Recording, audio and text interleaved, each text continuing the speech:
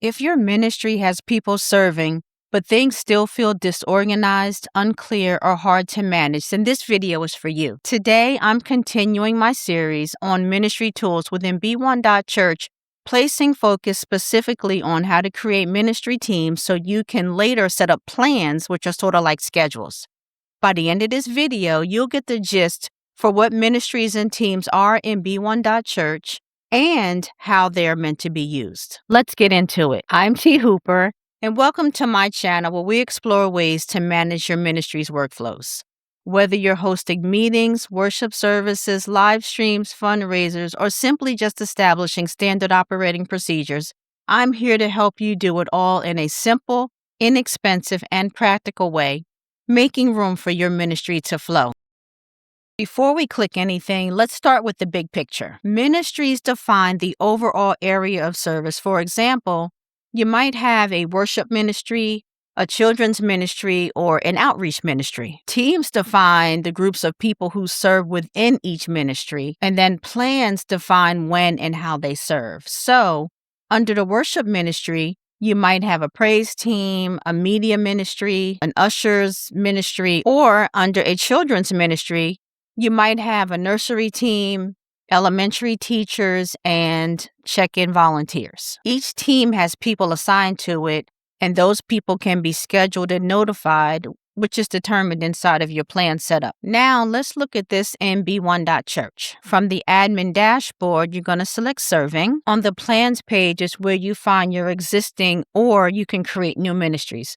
So let's review the one I have set up, and then we'll create one from scratch. Here, you'll see the worship ministry.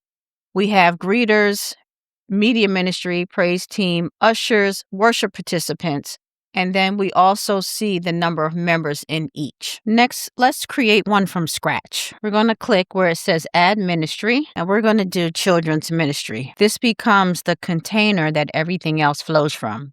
We'll click Create Team to create our nursery team, and then we'll click Add. Create additional teams for the elementary teachers and check-in volunteers by clicking New Team. Let's select a team from the Teams window. I'll choose check-in volunteers. Let's assign people from the church database to each team.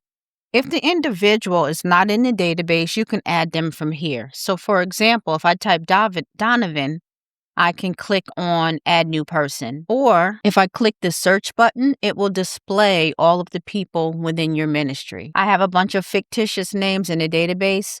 So when I click on search, they all appear.